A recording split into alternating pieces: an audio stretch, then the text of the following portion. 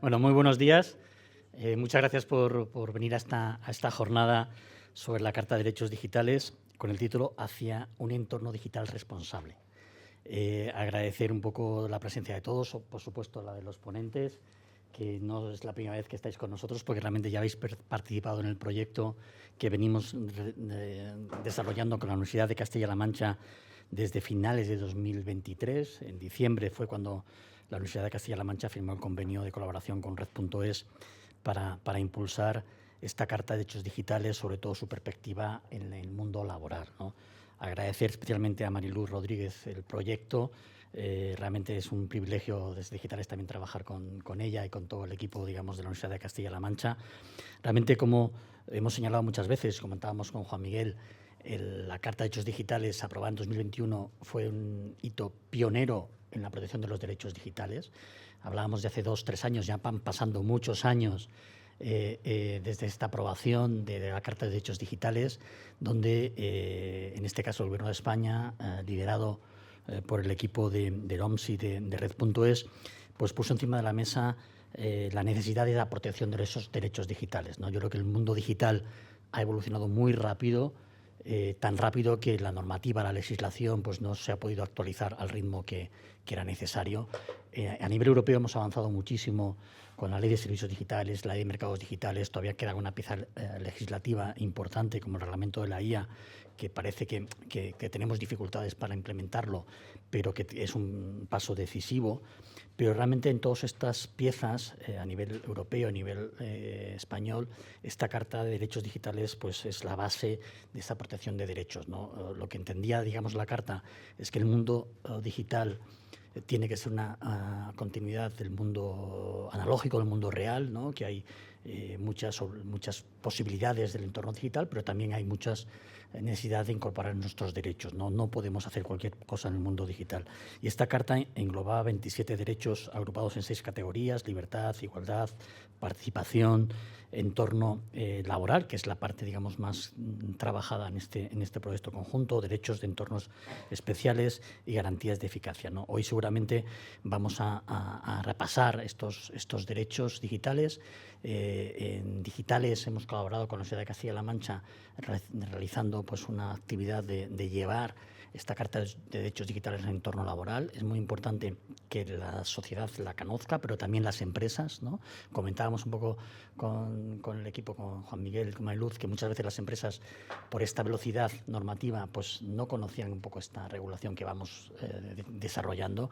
Quizás la parte más importante, la protección de los menores en el entorno digital, todavía no está cerrada ni a nivel español ni a nivel europeo. Por tanto, es un avance que tenemos que acompañar legislativamente. Desde Digitales, como patronal del sector, intentamos también ser la voz del sector tecnológico para que estos retos regulatorios se incorporen de una forma que no limite a la innovación, pero en definitiva estamos comprometidos por los derechos digitales, ¿no? Agradecer también, como comentábamos, a Mariluz y al equipo que ha participado en el proyecto. Como comentábamos, desde Digitales, siempre que nos acercamos y trabajamos con la universidad, todo lo que hacemos se beneficia por ese rigor académico y científico. Hoy tenemos con nosotros, y no es casual, la Universidad de Deusto, la Universidad Complutense, a la Universidad Oberta de Cataluña, también a un instituto como Lumilabs, que está muy volcado en la protección de los derechos digitales. Tendremos en la clausura a la Agencia Española de Protección de Datos, que es un elemento, digamos, una agencia fundamental en la parte de protección, y por tanto yo creo que tiene que ser una jornada de debate y que nos ayude a reflexionar sobre qué retos nos quedan, digamos, en esta protección de derechos. También desde Digitales, además de hacer este proyecto, intentamos porque no es fácil, como hablamos con Mariluz, concienciar a las empresas, a los decisores políticos en el entorno de la COE. También es una parte, digamos, muy importante para que esta Carta de Derechos Digitales y sobre todo la parte más de impacto en el empleo llegue a todos los rincones, que las empresas sepan sus obligaciones y sus derechos, al igual que los trabajadores, ¿no? Y sin más, yo creo que me toca presentar a Juan Miguel Márquez. Teníamos previsto la presencia del director general de Red.es, pero un problema, digamos, de última hora que nos comentará Juan Miguel, pues no le ha permitido estar con nosotros, a que nos traslada, digamos, su apuesta, digamos, lógicamente por este proyecto, donde tenía mucho que ver desde su dirección, de la dirección de Red.es, pero también de su presencia como asesor y como director de gabinete de la Secretaría de Estado de Telecomunicaciones y de Digitalización cuando se impulsó por delante. Juan Miguel es su director del ONSI, de unos observatorios más prestigiosos que analiza la información del sector de las tecnologías en los últimos años. Yo creo que lleva trabajando ya un poco más, casi 15, 16 años en el ONSI. Es ingeniero superior en telecomunicaciones, grado también en economía y, como comentaba, realmente es parte de este impulso que en 2021 desarrolló, digamos, Red y el OMSI, pues realmente estaba en ese pensamiento, digamos, de desarrollo de esta Carta de Derechos Digitales. Juan Miguel, muchas gracias.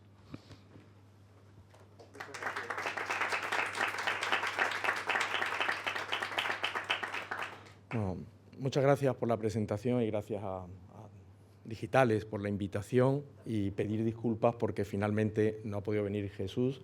Venía esta mañana, había un atasco enorme en la carretera de Valencia y después le han llamado desde la Secretaría de Estado con urgencia y no podía venir. Entonces me ha dicho, pues te toca. Bueno, pues me toca.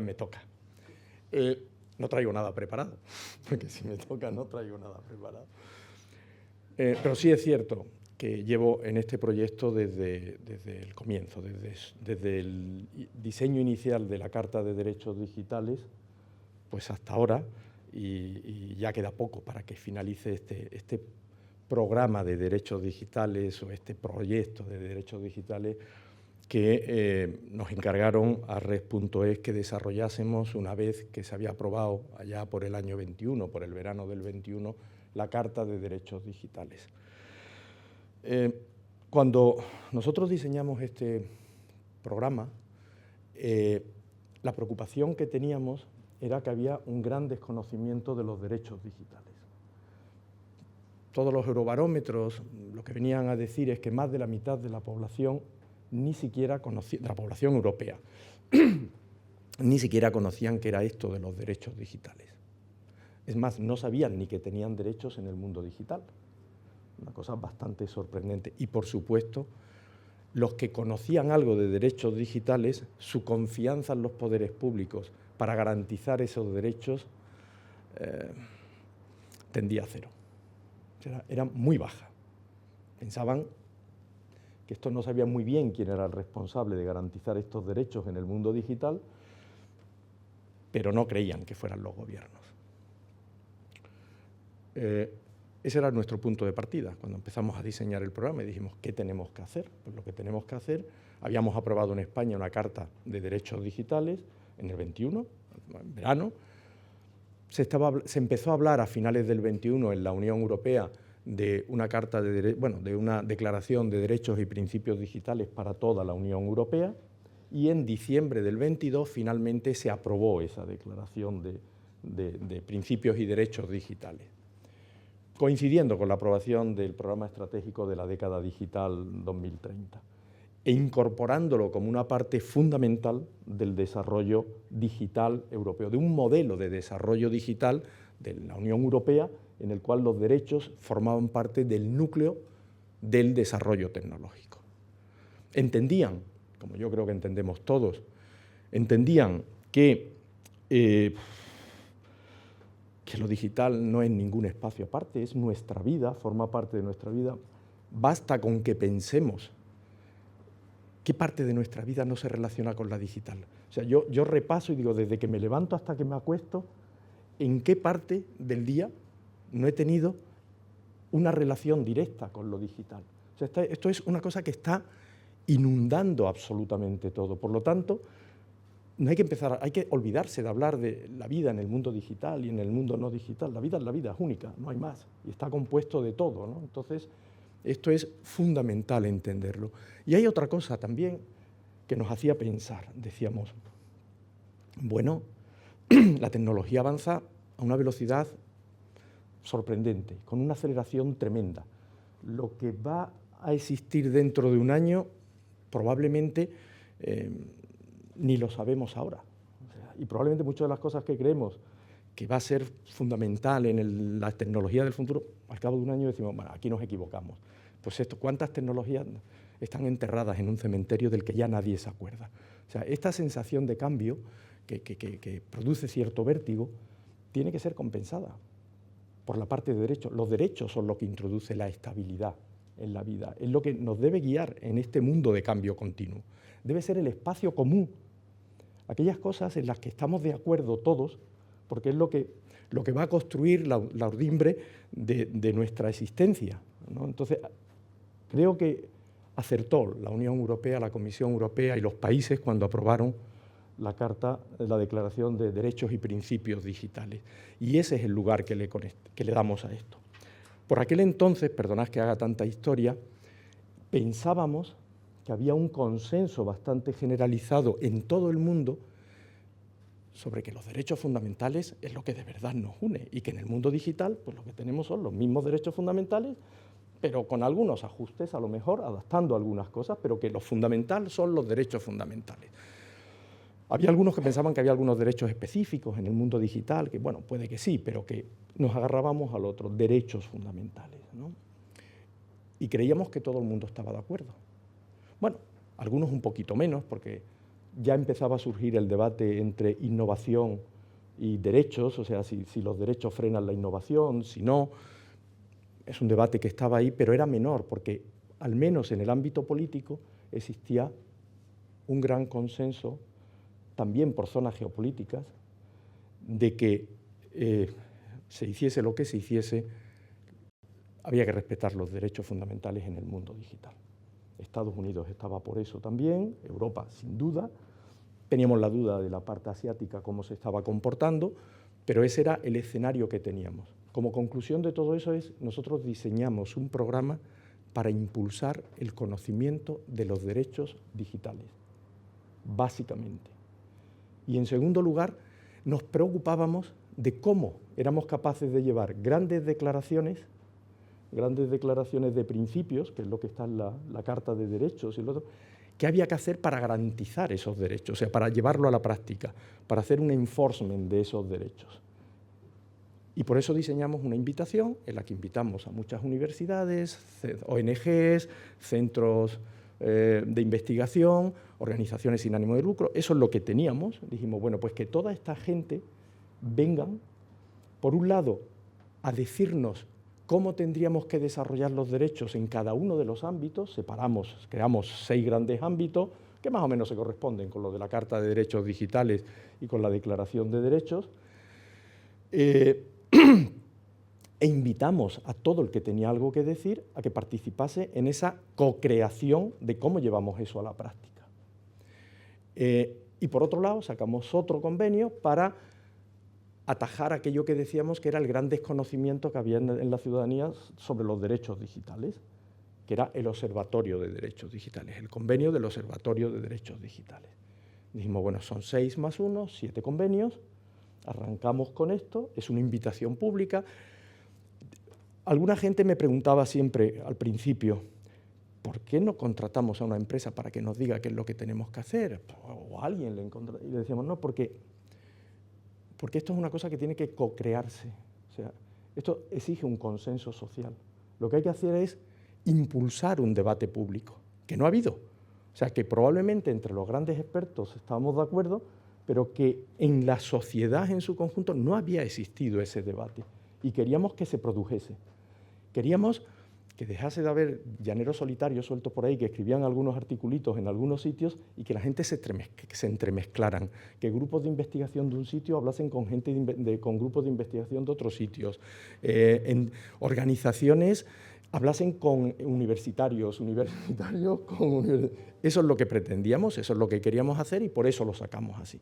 La conclusión de todo esto fue un programa, fue un proyecto en el que firmamos 7 convenios, 6 para los ámbitos específicos, 1 para el observatorio, en el que conseguimos movilizar, que son casi 50 instituciones, son las firmantes, y como grupos de investigación, hay unos 200 grupos de investigación que están trabajando en esto. Es un quebradero de cabeza terrible, pero bueno, la cosa merecía la pena y esto es lo que tenemos ahora. Y vosotros estáis en uno de ellos, en el que lidera la Universidad de Castilla-La Mancha, con Mariluz al frente, pero en el que participáis muchos, sindicatos, alguna organización patronal, bueno, no os voy a contar, lo conocéis mejor que yo, y que tiene la gran virtud de que lo que antes se ha destacado aquí, de que todo el mundo habla con todo el mundo. Y volvemos a eso, ¿no? Vuelvo de nuevo a lo que contaba al principio, que a mí me encanta decirlo, ¿no? Que es, los derechos digitales para mí es algo así como, es como la gramática en la lengua, ¿no? O sea, pues son lo que establece unas reglas comunes que todos respetamos para poder entendernos, pero después hay 1000 novelas diferentes. O sea, cada uno escribe su novela y cada uno tiene su cosa que contar. Los derechos digitales no crean uniformidad. Lo que crean es ese espacio mínimo que necesitamos para poder hablar, para poder entendernos. Si cada uno tuviésemos una gramática diferente, no nos entenderíamos. Seríamos incapaces de construir frases comprensibles para los demás. Pues esos son los derechos digitales. ¿Está cerrado? No. ¿Cuál es el alcance? Pues no lo sé. Eso es lo que tenemos que encontrar entre todos. Esa es la tarea que tenemos por delante. Lo que se ha hecho ahora sirve, yo creo que sirve para mucho. Algunas veces dicen, oye, qué listo estuvisteis cuando hicisteis esto, que ahora el debate es uno de los debates centrales. No, casualidad. O sea, lo hicimos entonces y ya he dicho que pensando que hacíamos otra cosa. Y al final resulta que sí, que este es uno de los grandes debates hoy día. ¿No? Casualidad. Pero aprovechemos las casualidades también, porque también se viven de casualidades. De modo que solo me queda felicitaros a todos, pediros que continuéis, que cuando acabe todo el programa que tenemos de derechos digitales, no sabemos qué es lo que vendrá, pero sí sabemos que el debate público continuará y que todos estaremos un poquito mejor equipados para hacer un debate productivo que no nos lleva a la polarización, sino a encontrar puntos de encuentro. Muchas gracias.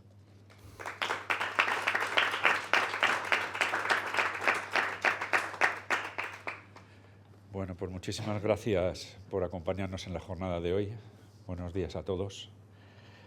Tengo un papel muy difícil, que es presentar a Mariluz Rodríguez, catedrática de Derecho del Trabajo y Seguridad Social, porque tenemos una larga relación con digitales, ella y nosotros, ¿no? Yo conocimos a Mariluz primero por leyendo sus artículos de prensa, básicamente, ¿no? O sea, yo creo que gran parte de las personas que están aquí en la sala seguro que han leído algo de Mariluz, pero ese artículo, a mí un artículo que me marcó sorprendentemente y por eso la convencimos para que fuera a nuestra sede cuando estábamos en la calle Caídos de la División Azul, que ahora no sé cómo se llama esa calle, pero recuerdo claramente que ese artículo de por qué los robots no cotizan a la Seguridad Social y que fue un punto de inflexión muy importante con nuestros socios y ella, que tiene un gran discurso, luego a nuestros socios les hizo mucho pensar y reflexionar, porque yo creo que va de esto. Nosotros en nuestro papel en la Carta de Derechos Digitales hemos hecho un total de 6 masterclass y ha sido sobre todo muy importante porque ha invitado muchísimo a la reflexión, muchísimo a ver en qué situación, en qué posición estaba cada uno, porque empezamos de una manera, yo creo que muy provocadora, muy vanguardista con Ana, porque somos muy valientes en el fondo en esta asociación, ¿no? Decimos, el tema más provocador que pueda haber o más vanguardista, ¿no? Fijaros, la neurología, ¿no? La neurología y los derechos, que fue algo realmente rompedor. O sea, yo en ese momento no sabía si no había que haber empezado dando como una clase básica de qué era la Carta de Derechos y no empezar tan fuerte. Pero el hecho de haber empezado tan fuerte con Ana y esto de la neurología nos abrió un mundo, porque al día siguiente recibimos un montón de llamadas diciéndonos, oye, esto es la hostia, ¿no? O sea, ¿qué está pasando con nuestro cerebro? O sea, realmente entran en nuestro cerebro y nos cogen las ideas y nos cogen, ¿me entendí? Lo que pensamos y tal. Y entonces, a partir de ahí la gente pues se enganchó bastante, ¿no? Luego sí que nos dimos cuenta de que teníamos que hacer una de básicos, una de decir, vamos a hacer una de básicos de la Carta del Derecho, porque no sé si nos están chupando las ideas o no, pero lo mismo es que no las están chupando y no nos damos ni cuenta. Pero bueno, ha sido un placer para nosotros como asociación contar con este gran elenco, investigadores, juristas, abogados en ejercicio, Ha sido un auténtico placer y hemos aprendido todos muchísimo. Yo sigo invitando a la gente a que vea las masterclass que se han realizado y lea los artículos de opinión, porque ese elemento social al que nos están llamando de la formación continua está ahí. O sea, la formación es eso, ¿no? O sea, yo a lo mejor salgo hoy de aquí, pues voy a repetir y voy a volver a ver lo que dijo Ana o lo que dijo Eva o lo que dijo... Y lo tienes ahí, y eso es lo más importante de la formación continua. Así que sin más, Mariluz, aquí tenéis todo lo que es Mariluz, que es muchas cosas. O sea, yo no lo voy a decir, porque por sí misma lo veis, ¿no? Mariluz, todo tuyo, adelante. Te cedo el mando para que lo tengas. Voy a hacer una cosa porque si no me caeré. Bueno, hoy es un día muy especial y se nota. Hoy voy a ponerlo para no pasarme. Primero, buenos días a todos y a todas y muchísimas gracias por estar hoy aquí en esta jornada organizada por la organización Digitales sobre la Carta de Derechos Digitales y sobre algunos de los hallazgos y algunos de los retos que también quedan por delante en materia de derechos digitales. Pero antes de hablarles mínimamente de esos hallazgos y de esos retos en materia de derechos digitales en las empresas, que eso es lo que me encomendaron desde la organización Digitales, quiero dar las gracias. Quiero dar las gracias porque efectivamente cuando se lanzó este proyecto del que acaba de hablar Juan Miguel Márquez, de llevar el conocimiento, la implementación, se utilizó la palabra implementación, pero yo creo que era más el conocimiento, la valoración de los derechos fundamentales en los entornos digitales. A mí me gusta más esta expresión larga porque creo que obedece más a lo que realmente son derechos fundamentales en su ejercicio en los entornos digitales que expresamos de forma breve por derechos digitales. Cuando nació este proyecto de la implementación, yo tenía claro como líder del proyecto que hablando de derechos digitales en el trabajo, hablando de derechos digitales en la empresa, no podíamos hacer un análisis no podíamos llevarlo a buen puerto si no contábamos con los trabajadores y no contábamos con las empresas. Y por eso me dirigí desde el principio a Digitales entre las organizaciones empresariales para proponerles que trabajaran junto con nosotros, con la Universidad de Castilla-La Mancha y un equipo que rebasa ampliamente la Universidad de Castilla-La Mancha, porque hay 10 universidades trabajando en este equipo. Entre ellas la UO, que trabaja con Eva Rimbao, la escucharán después, directamente en este proyecto. Nos dirigimos a ellos y Digitales acogió nuestra propuesta. Y yo quiero dar las gracias primero por aquel envite, por haber acogido nuestra propuesta, Javier, a Ana, que está por ahí detrás, a su secretario general, pero también por haberlo hecho también. Hoy es el final, o casi el final de nuestros compromisos, por haberlo hecho también, por haber llevado a buen puerto efectivamente las masterclass, los artículos de opinión, haber llevado a buen puerto lo que nos habíamos propuesto desde el principio, que era que hubiera un mejor conocimiento en el mundo empresarial de lo que significaban los derechos humanos en los entornos digitales empresariales, que quizá esa es la forma más larga de decirlo.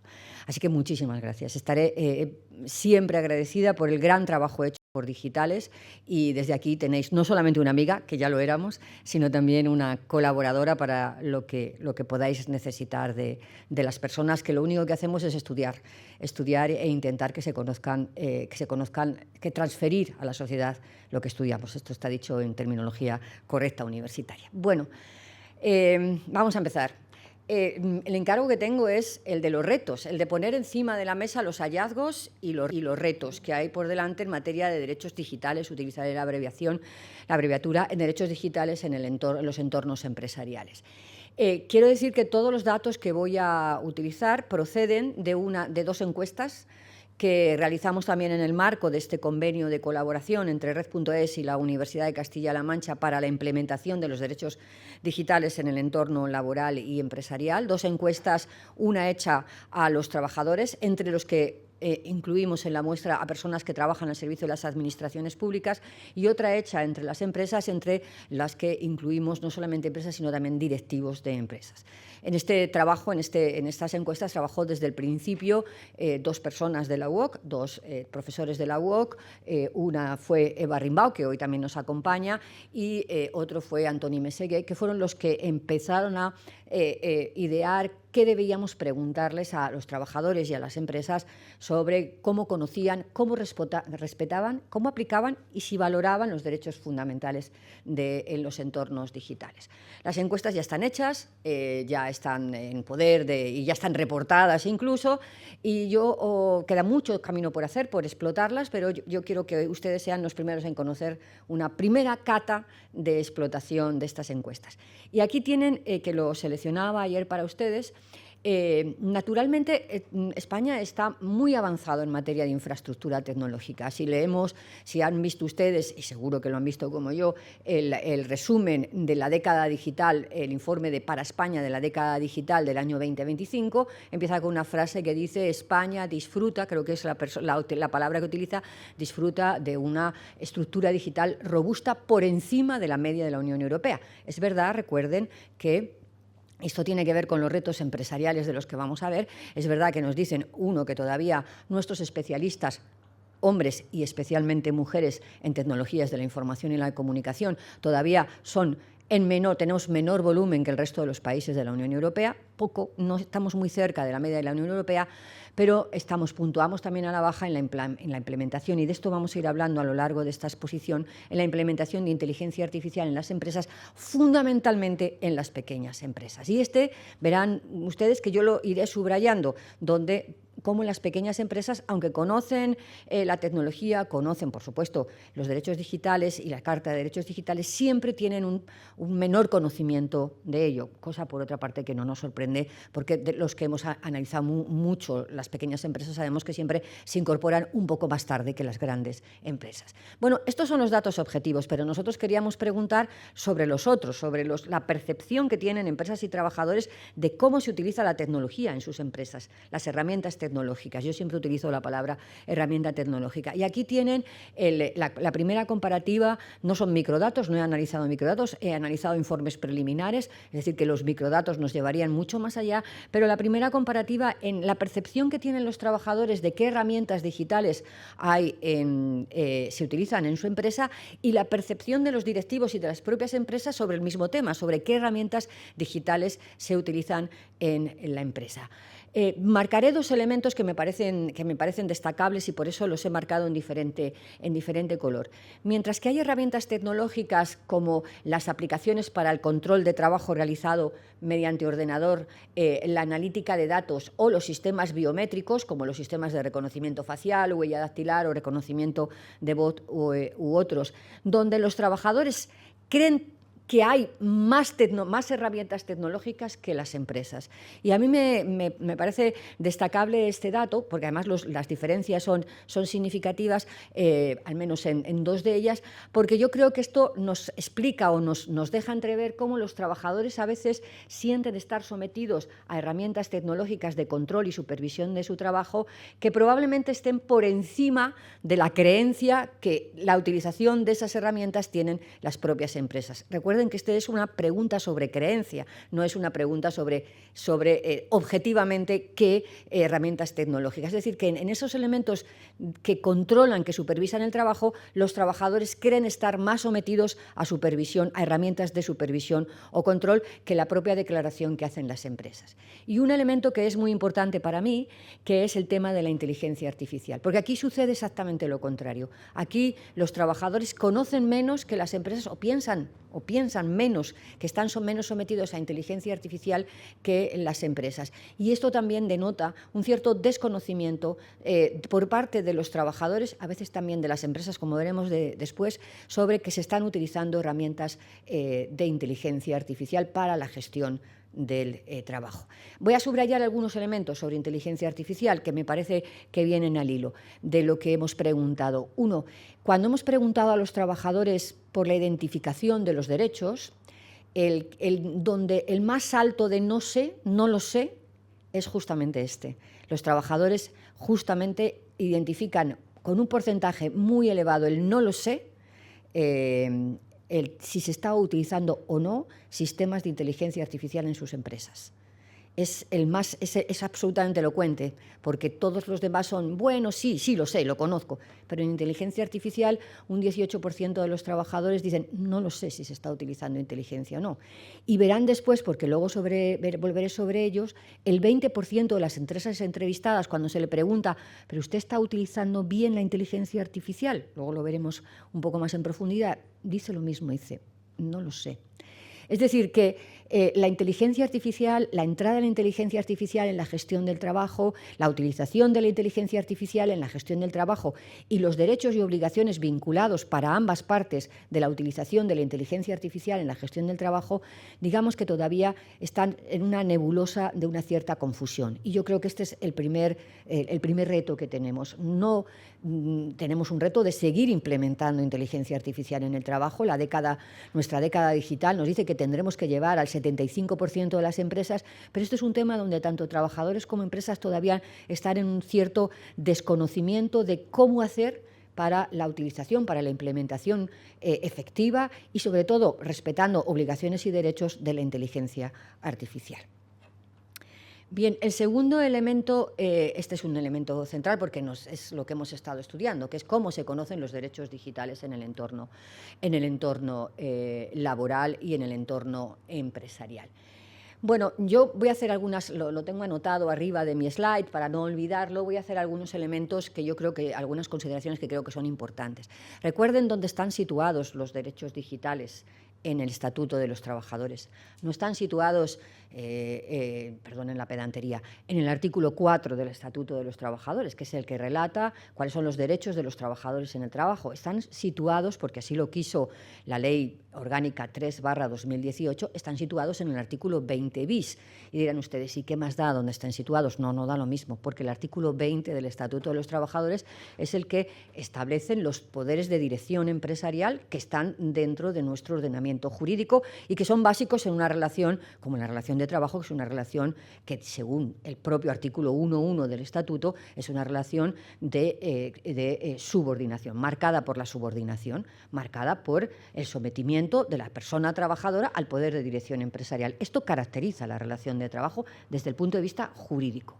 Pues bien, en el artículo 20 bis es donde se sitúan los derechos digitales, los derechos que venían ya de la Ley Orgánica 3/2018, marcando, y creo que esto es importante, marcando el perímetro del propio ejercicio del poder de la dirección empresarial, que es completamente legítimo, pero como los derechos fundamentales en el trabajo de las personas trabajadoras actúan perimetrando el ejercicio del poder de dirección empresarial. ¿Por qué?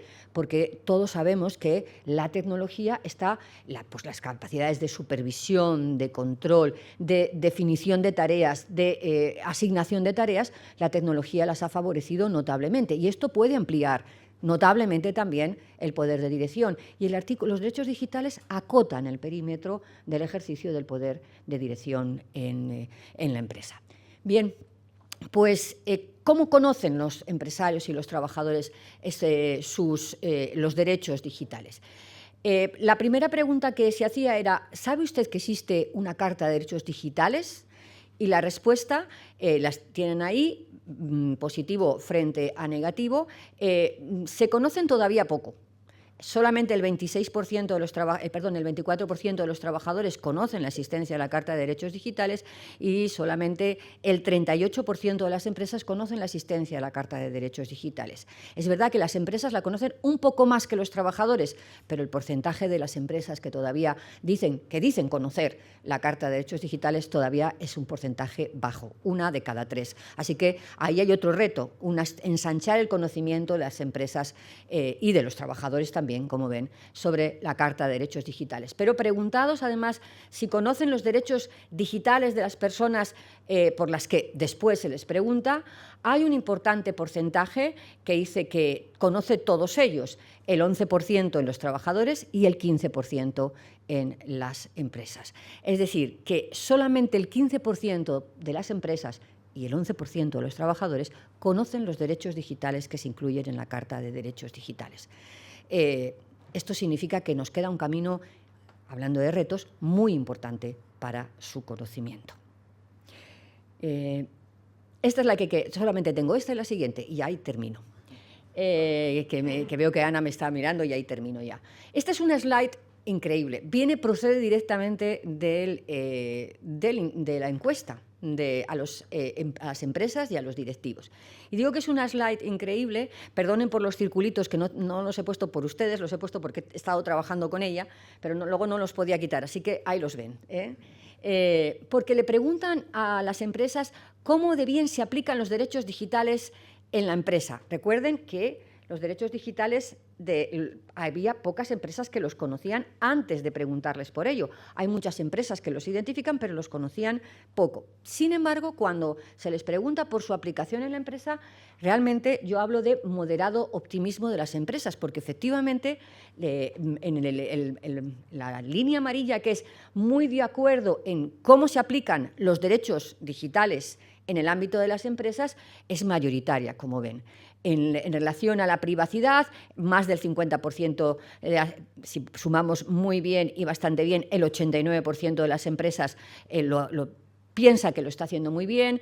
Utilizar la proporción de proporcionar herramientas tecnológicas, el 89% piensa que lo está haciendo muy bien. La protección frente al acoso sexual por razón en ámbitos digitales, el 88% de las empresas piensa que lo está haciendo muy bien, etcétera, etcétera. Es decir, las empresas tienen un moderado optimismo sobre la aplicación de los derechos digitales en el ámbito de la empresa. Pero nuevamente, y quiero marcarles, el 21% se corresponde con cómo de bien está usted aplicando la inteligencia artificial y los derechos vinculados a la inteligencia artificial en su empresa. Solamente ahí el muy bien pasa al 21%. Y como ven, como les decía antes, el 20% de las empresas dicen no lo sé, no sé si estoy aplicando bien los derechos que tienen que ver con el uso de la inteligencia artificial. Así que ahí tenemos otro reto, otro camino para avanzar. Y mi última slide. ¿Dónde está la anterior? Perdonen. No está la última slide. Bueno, no pasa nada, porque está aquí, que es lo más importante, porque esto de la inteligencia artificial no tiene nada que ver con esta inteligencia humana.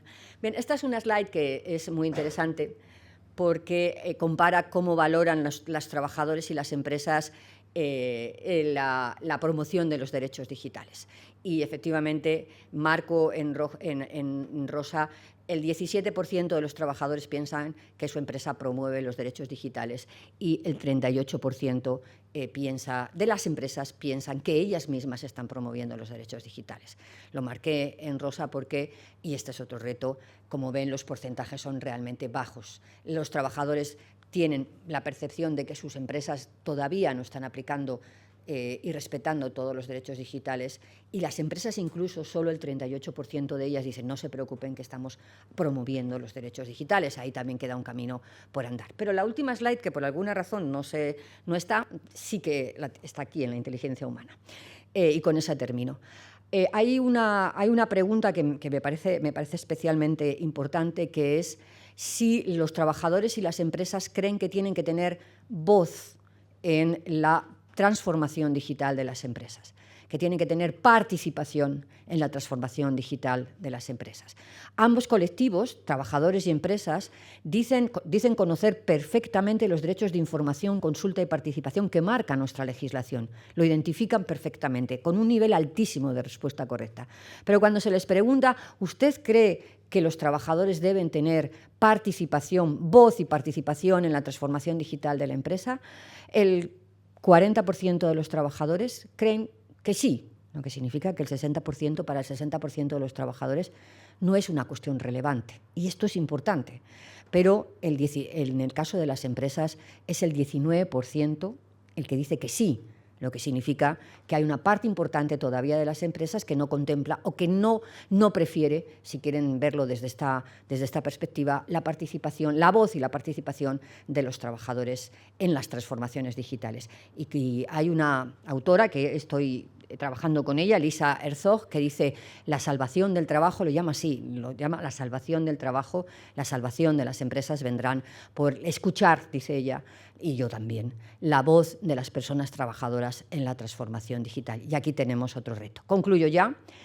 Si tuviera que hacer una línea, diría, se conoce poco la Carta de Derechos Digitales, se conoce poco los derechos digitales, se identifican bien, es decir, que cuando se les pregunta por ellos, a pesar de no conocerlos, las empresas son capaces de identificarlos, los identifican perfectamente, saben lo que significa cada uno de los derechos digitales. Hay dos caminos que deben recorrerse, muy importantes todavía. Uno es la aplicación, la promoción y el valor de los derechos digitales, otro es la aplicación, la promoción y el valor de escuchar a los trabajadores en la transformación digital. Nada más y muchas gracias.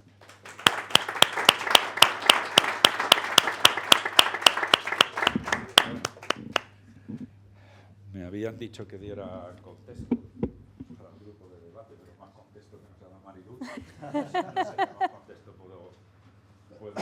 puedo dar, lo agradezco enormemente, porque evidentemente ha dado más que contexto, ¿no? Pero bueno, sí quiero deciros que España es un país muy conectado. La conectividad que existe en nuestro país es tremenda. O sea, cualquiera que siga los datos estadísticos de cómo están los despliegues de fibra óptica, los despliegues de 5G. Yo ahora que vivo en el ámbito rural me estoy dando cuenta que allí puedes llegar con 5G+, con wifi radio. O sea, realmente es un país conectado. ¿Somos un país digitalizado? Bueno, esto ya habrá gente a favor o en contra, ¿no? Pero ha habido muchos planes, ¿no? El kit digital, ha habido un despliegue grandísimo de formación, sobre todo formación de género a mujeres en el ámbito rural también, que eso lo he visto yo de primera mano para temas de digitalización. Yo no conozco a nadie que no tenga un smartphone. Yo no sé si vosotros o alguien en la sala conoce a una ave raris que no tenga un smartphone. Yo no conozco a nadie, ¿no? Hasta personas muy mayores, estoy hablando de 80 años para arriba, tienen su smartphone y hacen cosas. O sea, se descargan hasta un certificado de titularidad de un banco. O sea, es decir, vivimos inmersos, como ha dicho al principio Juan Miguel, inmersos por completo en un modelo social completamente digitalizado. Esto podemos estar a favor, en contra, lo que sea. Y no, claro, no cabía otra posibilidad de que esto inundara el mundo laboral, inundara el trabajo y el empleo. Porque aquí está la gran diferencia. Una cosa es el trabajo y otra cosa es el empleo. Porque el trabajo es el conjunto de toda la actividad económica sin remunerar. Y aquí hay mucha actividad económica que no es empleo. Y donde la digitalización está extendiendo sus tentáculos, ¿me entendéis? Y creo que tenemos unos ponentes de lujo para poder hablar de todo esto, ¿no? No veo bien, pero los tenemos aquí también a todos. Clara de Luna, ¿vale? Gracias por venir. Álvaro Arroyo, gracias por venir. Ana Isabel Hernán, gracias por venir. ¿No? Carlos Victoria, ¿qué te puedo decir? Y Eva, que hacía mucho que no la veía, así que muchísimas gracias por venir. Y os dejo a todos con mi compañera, con Rocío, que va a hacerle moderadora de este gran debate. Así que muchísimas gracias. Gracias.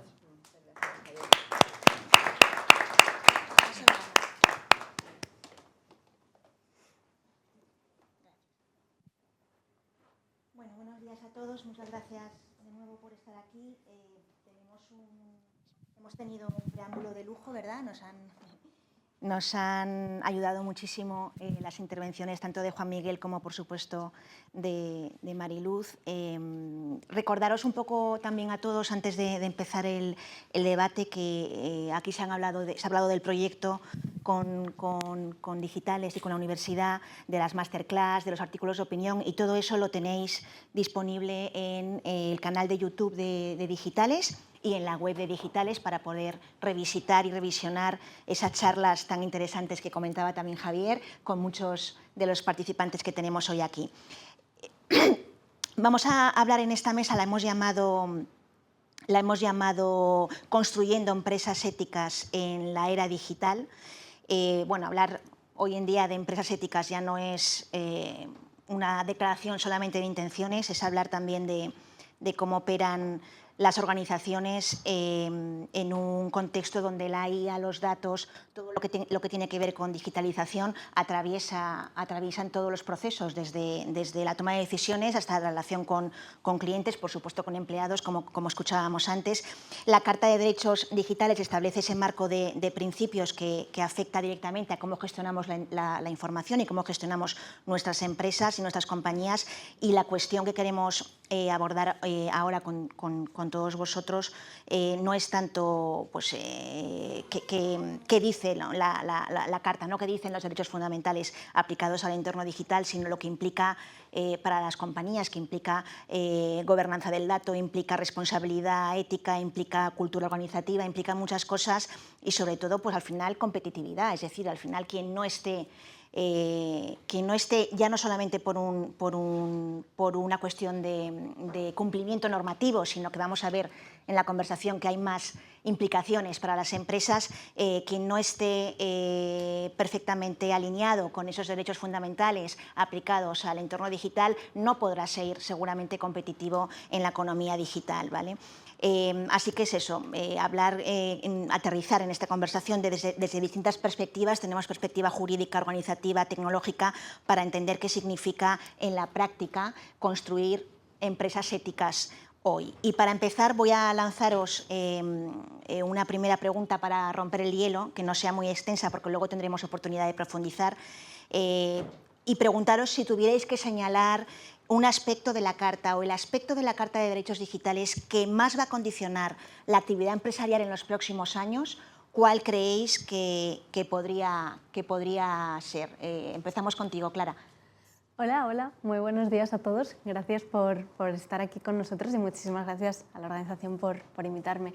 Yo creo que revisando el contenido de la Carta es probable que el uso de la tecnología, además en mi caso particular yo me dedico a la inteligencia artificial, entonces en el uso particular de la inteligencia artificial vamos a ver que va a haber un montón de debate y que de hecho ahora mismo también está en un campo muy abierto, en un campo en el que se está fraguando cómo realmente la vamos a utilizar o no en las organizaciones. Va a depender mucho de decisiones que tenemos que tomar de forma transversal entre organizaciones, entre ciudadanía, empresas, gobiernos, y creo que va a ser una de las grandes cuestiones, ¿no? Álvaro. Pues bueno, buenos días a todos. Y un poco por ir similar a lo que dice Clara, yo creo que la clave va a ser pasar del uso de la tecnología a la responsabilidad, ¿no?, por el uso de la tecnología. La Carta de Derechos Digitales sí que es cierto que establece como un marco, habla de transparencia, habla de verificación, habla de supervisión humana, que al final es como unos conceptos muy de empresa, pero sí que yo creo que establece un marco jurídico, hablo yo por la parte jurídica, que sí que nos va a permitir como escalar, digamos, la adopción de la tecnología. Entonces yo creo que sí que la responsabilidad, diría, uso, responsabilidad por uso. Eva. Bueno, pues yo lo veo y subo. Y subo 5. Y subo a cambios organizativos importantes. Creo que no son cada uno de los derechos ni de las tecnologías por separado lo que nos debe preocupar, sino cómo todo esto afecta a las condiciones de trabajo del día a día, que te monitoricen, que tengas o no tengas desconexión digital. Este tipo de cuestiones son condiciones de trabajo, y solamente si se ven no solo la parte jurídica, no solo la parte tecnológica, sino la parte del día a día de cómo trabajan las personas, y por tanto se gestiona desde el diseño del trabajo, que sería la palabra técnica, solamente entonces realmente podremos implementar los derechos digitales con ciertas garantías de éxito. Carlos. Va quedando poco, ¿eh? Yo me desvío ligeramente, me llevo el ajo de mi sardina. La Carta recoge el derecho de acceso. Muy bien.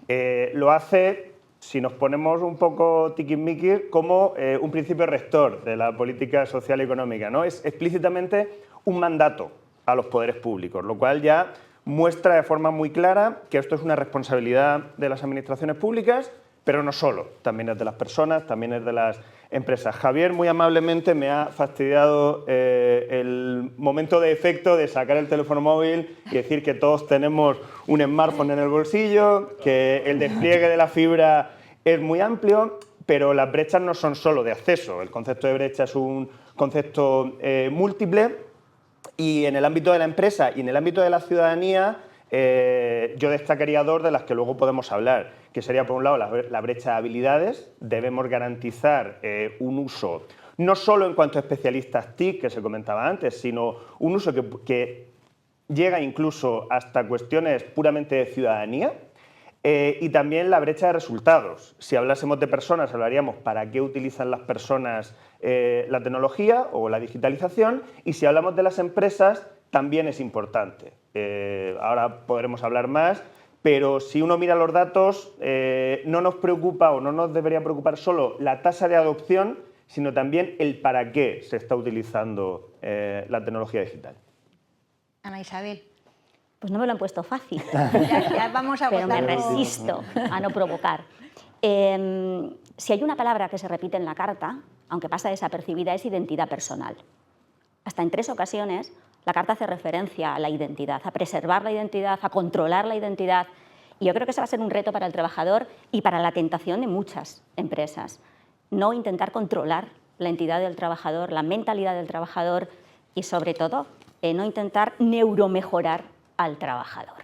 Trabajadores que rindan más, trabajadores que sean más afines a la organización, trabajadores que no se fatiguen, que no se cansen, que trabajen constantemente. Eso es un reto para las empresas y la neurotecnología pone al alcance de las empresas esa realidad. Por tanto, yo sí que creo que dentro de la Carta, ese apartado que está escondido, que es el último de la Carta en cuanto a garantías y derechos, que es el uso de la neurotecnología, va a tener una proyección muy importante en el ámbito laboral, en el ámbito del trabajo, en el ámbito de la industria, sobre todo por no caer en la tentación de utilizar al trabajador, ¿verdad? Y todo lo que su memoria, sus opiniones, lo más íntimo, aquello que queda preservado, aquello que no se comparte. Porque hasta ahora era muy fácil, o es relativamente fácil, utilizar datos y funcionar con lo que el trabajador externamente manifiesta. Pero con la neurotecnología se da un paso más, o se va a intentar dar un paso más, ya se está dando.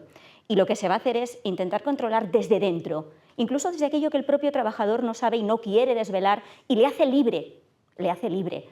Y esto me parece a mí que es un tremendo reto, al margen de la IA y demás cuestiones, porque claro, la neurotecnología se impulsa a través de la IA. Por tanto, yo me quedo con la identidad personal del trabajador y con esa tentación, ¿verdad?, bueno, en la que pueden caer las empresas. Y la Carta, a pesar de recogerlo de manera escondida en ese último apartado, yo creo que dan la clave. Y para mí es una de las cuestiones que mayor proyección van a tener en ese componente ético, ¿no?, en esa operatividad ética de las empresas. Bueno, es una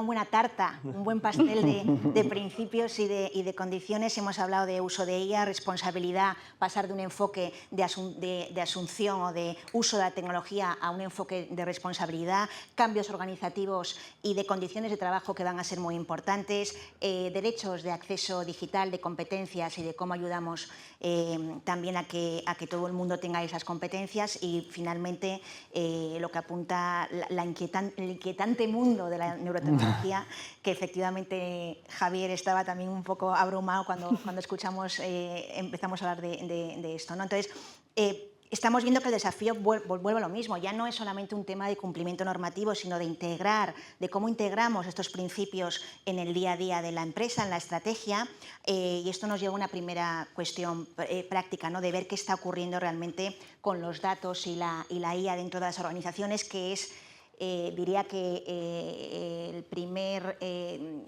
la primera disrupción que hemos vivido en los últimos años con la IA. Muchas empresas están incorporando ya herramientas de inteligencia artificial de uso general en sus compañías, pero no sabemos si somos realmente conscientes de qué datos estamos manejando, cómo los estamos entregando, cómo los estamos tratando dentro de las organizaciones y qué implicaciones puede tener eso para las organizaciones en el tratamiento de datos.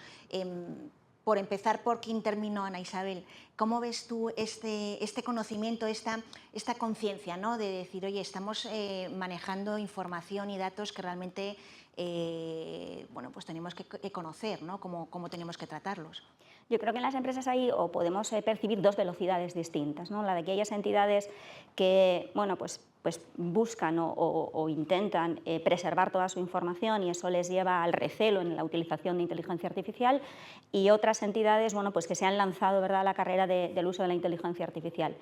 Y, desde luego, sin ninguna guía, sin ninguna buena práctica, sin ningún propósito, porque a mí es verdad que esto de la formación me recela mucho, porque la formación hay que ver en qué contexto, hay que ver a quién, hay que hacerla muy adaptada, ¿no? Y eso requiere conocer muy bien la organización. Desde la perspectiva de la protección de datos, yo sí que creo que es muy importante una gobernanza transversal de la entidad y conocer muy bien la entidad, de manera que estén tremendamente alineados tanto el sector legal como el sector de la tecnología de la información, como quien tiene que liderar todo esto, ¿no? Y ese liderar desde el flujo de datos es muy difícil, porque quien tiene que liderar tiene que conocer y tiene que empaparse y tiene que ser el espejo en el que se mire el resto de la organización, y esto no siempre sucede, porque no siempre desde la alta dirección se conoce, hay buena voluntad, hay intención, y se tiende más o bien a prohibir o bien a dejar la puerta abierta y bueno, pues que la IA entre por donde tenga que entrar, porque hay que utilizar la IA, ¿no? Yo creo que es muy importante el propósito de la organización y sobre todo eso, que se vaya impregnando de esa cultura de qué hacemos con los datos, qué datos, porque no todos los datos son igualmente importantes y a veces se minusvalora la importancia de subir un informe. Y claro, es que por ahí, ¿verdad?, es muy importante, pero para eso hay que dar herramientas. O sea, yo sí que creo que es verdad que hay que controlar esa utilización de la información personal, pero eso no debe significar ni recelar ni una resistencia a la utilización de la inteligencia artificial, siempre y cuando se tenga un auténtico propósito.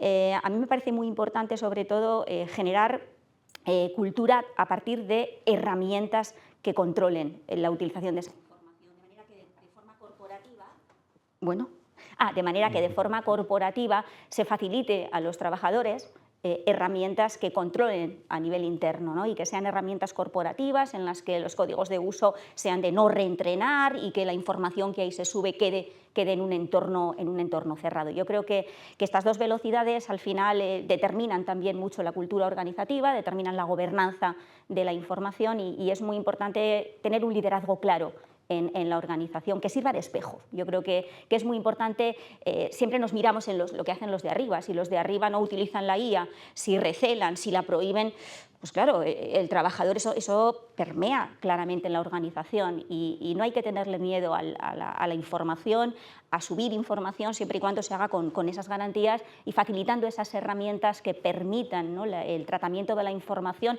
no solo personal, sino también corporativa y de confidencialidad desde una perspectiva de seguridad, ¿no? Carlos, ¿quién tiene que vigilar, quién tiene que facilitar estas herramientas, además, evidentemente, de las empresas, como apunta Ana Isabel? A ver, si miramos los datos de la encuesta TIC de empresas, ¿no? Lo primero que nos llama la atención es que la tasa de adopción de la IA es baja, incluso en empresas de más de 10 trabajadores. O sea, esto siempre se hace la diferencia entre más y menos de 10, incluso en las de más de 10 personas trabajadoras, la tasa de adopción en la última oleada de esta encuesta es del 20%. Es una mejora respecto al año anterior. Y a mí pues, me surge la pregunta de cuáles son los motivos, ¿no? Cuestiones relacionadas con la calidad de los datos o preocupaciones respecto a protección de datos viene siendo el 50% de las empresas que dicen que no la utilizan. Sin embargo, el motivo principal es la falta de conocimientos especializados, ¿no?, en la empresa. Estamos hablando de más del 80% de las empresas que dicen no utilizar inteligencia artificial lo hacen por un problema de conocimientos. Y cuando hablamos de conocimientos, claro, uno podría pensar en términos de mercado de trabajo. Siempre hablamos, ¿no?, especialistas TIC, competencias profesionales. Pero si uno va al marco europeo de competencias digitales, al DISCOM, lo que ve es que probablemente su mayor debilidad cuando uno analiza el mercado de trabajo es su mayor ventaja cuando analiza los derechos de ciudadanía, que es que aquellas competencias que se miden, por ejemplo, relacionadas con ciberseguridad o relacionadas con uso que al final son muchas cuestiones que están en el día a día de cualquier puesto de trabajo. No cliques en este enlace, no reenvíes esta información que es privada, cuidado con dónde estás almacenando. Es también una competencia y es algo que se debe potenciar y que se debe fomentar en las empresas. Obviamente esto no quiere decir que el foco solo tenga que ser puesto en las personas trabajadoras, y aquí es donde quiero hablar de una cuestión recogiendo el guante, que es la gerencia. Es decir, cuando hablamos de formación en el ámbito de la empresa, en términos generales, pero particularmente en el ámbito digital, siempre parece que estamos hablando de competencias digitales de las personas trabajadoras. Y se nos olvida muchas veces que la propia gerencia, la propia dirección, debe tener unas habilidades generales, pero particularmente en el ámbito digital. Y solo si conseguimos que tanto personas trabajadoras como la dirección o la gerencia de la empresa se formen más en cuestiones relacionadas con los derechos digitales y con las competencias digitales, vamos a poder vencer estas resistencias, porque luego todo lo demás vendrá de forma como subproducto, ¿no? Pero tenemos que garantizar esto, porque si no, seguiremos cometiendo los mismos errores, tendremos brechas de seguridad, tendremos problemas con la compartición de los datos, etcétera, y eso es algo que no nos podemos permitir, claro, al menos como entrada. Sí, capacitación y formación es uno de los temas que no nos quitamos de la boca desde el sector, ¿verdad? Y también desde el ámbito laboral de los trabajadores, porque es muy importante. Luego volveremos a comentarlo más detenidamente, el tema de las brechas. Álvaro, voy contigo, ahora hablo con Eva, porque han salido varios temas. Hablabas antes de responsabilidad, en este tema en concreto de protección de datos. ¿Son conscientes las empresas de las responsabilidades que están asumiendo a la hora de gestionar y de proteger esos datos que están manejando? Yo creo que Mariluz en su ponencia antes los ponía muy bien, no del todo, sobre todo. Es decir, yo como abogado de trabajo en Price tengo la doble perspectiva, por ejemplo, de cómo implementamos nosotros tecnología dentro de Price y cómo, digamos, ayudamos a clientes a implementarla, ¿verdad? Entonces se ve como un poco esa dualidad. Por un lado vemos que nosotros en Price sí que, oye, pues la hemos implementado, tenemos nuestros propios entornos, está todo súper controlado, tenemos políticas, tenemos business rules, en función de la tipología de caso de uso, de la criticidad, pues oye, pues aplicamos unas u otras medidas. Y luego cuando salimos a clientes, digamos, que siempre hacemos como uno de nuestros trabajos principales, sobre todo a raíz de la transformación digital de los departamentos jurídicos, es, oye, ¿cómo estás? Vamos a ver cómo estás, vamos a ver cómo tus trabajadores implementan tecnología, no necesariamente IA, pero bueno, ahora la IA es lo que está en boca de todos y al final es donde estamos. Es decir, lo que estamos viendo es que no se termina muy bien de saber qué están haciendo mis trabajadores, mis empleados dentro de la organización con la IA. Aparece ese shadow AI, si hablamos de inteligencia artificial, de oye, pues sí, estamos implementando inteligencia artificial general, porque ¿cómo nos vamos a quedar atrás? Vamos a implementarla, pero muchas veces se implementa, la gerencia, como decía Carlos, tampoco sabe muy bien cómo funciona o cuáles son los casos de uso, lo implementamos y al final no sabemos si mi empleado está subiendo un informe, como decía Ana, o no sé, datos personales. O sea, sorprenderíais la de barbaridades que se ven. Entonces, respondiendo, no. No hay herramientas todavía no hay una organización, unas herramientas de control más ajustadas a la realidad ya del uso de IA y de datos. Claro, este es el problema, y retomo el concepto de Shadow AI y en general Shadow uso de tecnologías, ¿no? Porque la cuestión es que, primera, y retomo también, la alta dirección o la dirección en general probablemente no recibe la formación necesaria. Esto hace que las soluciones que se implementan no llegan, y como decía Mariluz, no se escucha de abajo para arriba las necesidades de la persona que está en primera línea, del tipo que sea, que va a necesitar soluciones y que se tiene que buscar la vida. Entonces, esto es la tormenta perfecta para que la gente dice, pues a mí me piden objetivos, yo tengo que no sé qué, me busco la vida. Entonces, y aparece el uso shadow de cualquier cosa. Y yo creo que la clave aquí está en escuchar de abajo para arriba y realmente entender cuáles son las necesidades que la persona trabajadora tiene para llegar a eso que se le está pidiendo. Todos tenemos que ser mucho más productivos porque, claro, la tecnología nos lo permite. Bueno, pues seámoslo de una forma organizada, ¿no? Y creo que los incentivos son básicamente una tormenta perfecta para que esto no pase. Y va a costar mucho que desde la organización, porque no es algo solo tecnológico, es que el problema es que tiene muchos sombreros este problema. Es tecnológico, es regulatorio, es de recursos humanos, es hasta hasta de bienestar casi, sí, ¿no? Hay otras cuestiones de desconexión, por ejemplo, que estarían en la parte de prevención de riesgos laborales. ¿Quién le pone, ¿no? ¿Cómo se dice?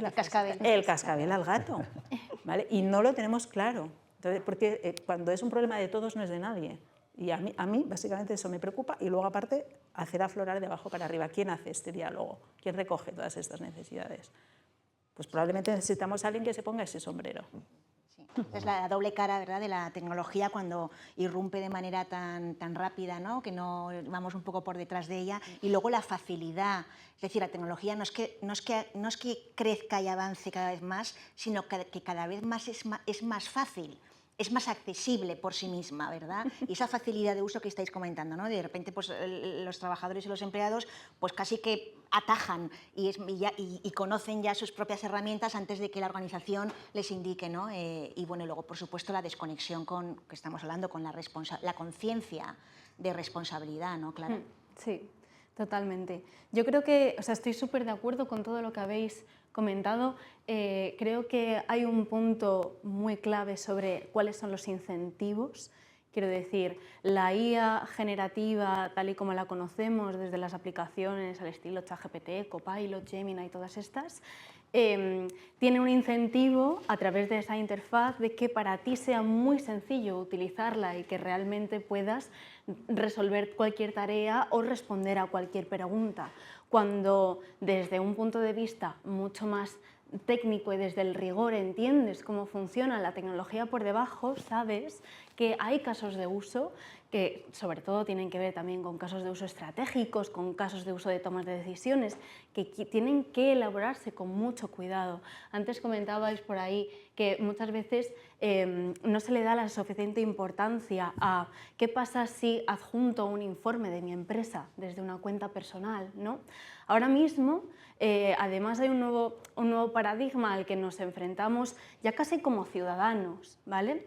Que es todo este tema del uso de los datos, porque sí que es verdad que hasta ahora normalmente el uso de la tecnología, en el uso de la tecnología sabíamos que se extraían ciertos datos para mejorar las aplicaciones, pero no se ponía, digamos, tanto en riesgo cuáles podrían ser los datos que luego se replicasen parcial o totalmente a través de estos modelos, ¿no? Es todo este conglomerado de información lo que tenemos que entender y sobre todo ahí también me toca mucho ponerme ese sombrero de, a la hora de hacer todas estas formaciones y esta consultoría, ponerme muy en el papel de cuál es el proceso concreto de cada organización, cómo trabajan, porque cada organización luego tiene necesidades diferentes, ¿vale? Pero, por supuestísimo, lo que hemos comentado de utilizar aplicaciones que tengan licencias corporativas, ¿vale?, que nos permitan almacenar los datos en entornos securizados,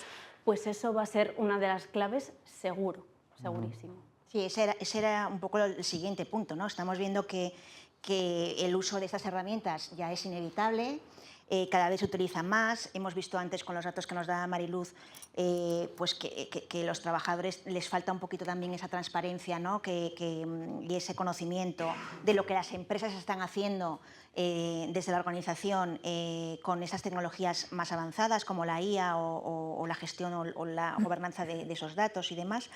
Y claro, nos preguntamos, esto es un poco la pregunta que no vamos a tener ninguna respuesta, pero vosotros sabréis más que otros, ¿no? ¿Cómo garantizamos que se utilicen estas herramientas bajo los criterios que establece la Carta de Derechos Digitales, que es transparencia, supervisión humana, protección frente a decisiones automatizadas? O sea, en la práctica empresarial la teoría nos la empezamos a saber, pero la pregunta que nos hacemos es, ¿esto es viable? ¿Estamos pidiendo algo que es todavía muy complicado de implementar? Álvaro, tú que tienes la perspectiva más jurídica? Es complejo, pero es necesario. O sea, es decir, tampoco lo veo... Es cierto que tenemos que ser conscientes de la gerencia. Al final, un poco lo que decía Ana también, la clave de esto es gobernanza, ¿no? Porque si no sabes lo que tienes y cómo lo haces y qué se está haciendo, como luego vas a acreditar frente a un regulador, frente a un auditor, frente a quien sea que has puesto todos los medios para ello. Es decir, al final yo creo que aquí podríamos tener 3 pilares. Oye, pues unas políticas bien definidas, unas business rules de cómo la organización tiene que implementar este tipo de tecnología. Por supuesto, formación a todos los niveles, ¿vale? Se tiende a que la formación sea normalmente a un equipo más junior o que acaba de empezar, pero no nos engañemos, ellos son los que mejor conocen tecnologías, o sea, mejor la IA, por supuesto, a lo mejor otro tipo de tecnologías más aplicadas a negocio, pues no. Y el tercero es un poco como decía, oye, pues quién se va a poner el gorro, quién es el responsable de controlar, quién va a monitorizar y el día de mañana quién va a validar o un caso de uso o cuál es la hoja de ruta a seguir. O sea, estamos hablando de algo difícil de implementar, pero que tiene mucho que ver con la organización, ¿no? O sea, a lo mejor la pregunta no es si las empresas pueden o no pueden hacer esto viable, que al final tendrá que poderse, sino si están organizadas para poder hacer esto, ¿no? Sí, lo que pasa es que ya más allá de esto, y yo voy a machacar con la organización todo el rato, ya se ve, pero yo creo que hay un paso previo que es muy importante, que es un cambio de mentalidad. Yo después de trabajar en este proyecto y anteriormente en otro llamado Digital Work, también relacionado con derechos y trabajo digital, me he ido reconvirtiendo. Yo era una persona clásica de recursos humanos, la estrategia, pim pam, vamos a hacer cosas chulísimas, y me he ido reconvirtiendo a una gran fan del derecho laboral. Y es muy importante porque desde Dirección Estratégica de Recursos Humanos el derecho laboral es el stopper. Estos son los pesados del puñetero compliance, en fin. Y con esto corremos este peligro. Cuando preguntamos si esto es aplicable, es posible, estamos en el enfoque compliance. Hay que cumplir las normas porque alguien va a venir a pedirme si las estoy cumpliendo. Pero es que las investigaciones que yo llevo hechas en todo este tiempo me están enseñando que el compliance laboral es estratégicamente valioso porque genera confianza, genera compromiso, etcétera, etcétera, etcétera. Entonces, un buen compliance, incluyo todos los derechos digitales, dar desconexión digital, asegurar que la gente tiene las herramientas que necesita, que la gente confía en que sus datos se usan adecuadamente, etcétera, etcétera. Todo esto genera unas percepciones de justicia organizativa que redundan en el compromiso de las personas trabajadoras. Por tanto, si cambiamos el enfoque de ¿es posible? Claro que es posible, y nos lo ha explicado muy bien Álvaro, pero ya no es si es posible o no es posible, es ¿vamos a sacarle todo el partido? Hay mucho partido que sacarle a todo esto, es una oportunidad. Y si cambiamos la perspectiva, creo que tenemos muchas más posibilidades de que se cumpla. Carlos. Pues Eva hablaba de stoppers. Yo diré, sorprendente, un economista hablando de instituciones. Al final, las instituciones no dejan de ser los incentivos y los frenos al comportamiento. Y las instituciones no tienen por qué ser necesariamente públicas, es decir, no tienen por qué ser regulatorias, pueden ser acuerdos privados, pueden ser acuerdos organizacionales. Y hablabais antes de la Shadow AI, o al final el uso espontáneo, digamos, de cualquier tipo de tecnología. Al final la gente va a acabar recurriendo al uso de la tecnología. La pregunta es si queremos que lo hagan de forma desorganizada o de forma, espontánea, o si queremos darle algún tipo de estructura, ¿no? Y esta es la clave. O sea, si somos poco transparentes, y no hablo de transparencia respecto al exterior, de transparencia respecto al regulador, hablo de transparencia interna. Oye, estás usando, llamas, ¿no?, a tu colaborador y dices, oye, ¿estás usando IA para hacer esto? No me lo ocultes, o sea, simplemente sé completamente transparente, dímelo cómo lo estás integrando en los procesos, etcétera. Porque si no, al final lo que haremos será que la gente se meterá en su móvil y buscará ChatGPT o Gemini o lo que toque, ¿no?, para poder hacer los informes. Entonces, integrar estos procesos en la propia organización de la empresa de una forma abierta, de una forma honesta, de una forma transparente, de una forma sistemática, es muy importante. Y esto enlaza con algo que comentaba antes. si miramos el marco europeo de competencias digitales, que tiene una pata de seguridad, tiene una pata de comunicaciones, tiene una pata de resolución de problemas, o sea, todas estas cuestiones que han sido siempre vistas en el ámbito de la formación y en el ámbito de la capacitación como cuestiones menores, ¿no? O sea, la competencia de ciudadanía, pues esto es la gente mandando emails en su vida privada. Esto no es la vida privada. O sea, esto es netiquette, esto es comportamiento en redes, esto trasciende y te puede generar un problema gigante en redes sociales. En el mejor de los casos, en el peor de los casos, pues es meter un informe de la empresa en Dios sabe dónde, ¿no? Entonces, si conseguimos hacer que todo esto sea sistemático y que no sea el curso de ciberseguridad de todos los años, que al final la gente lo ve como un trámite, sino como algo que se integra en la organización y como bien decía Eva, ¿no? de la empresa, es que vamos a ganar todos. Y es, desde mi punto de vista, la forma de integrar esto en un marco institucional, en un marco de gestión que pueda ser traducible al lenguaje y a la dinámica de la empresa. Clara. Yo creo que desde el punto de vista formativo siempre hay una labor de hacer una balanza entre la ilusión y el miedo, ¿no? Ambas son muy necesarias porque ambas nos van a hacer entender muy bien cuál es el escenario en el que estamos ahora mismo, pero sí que es verdad que es necesario que todos los trabajadores y trabajadoras entiendan el potencial de esa tecnología para que empiecen a utilizarla, para que luego accedan a esa estructura que se le ha dado por parte de la empresa para poder utilizarlo de una forma correcta y luego además que conozcan cuáles son los riesgos para que esos malos usos de los que se hablaba, ¿no?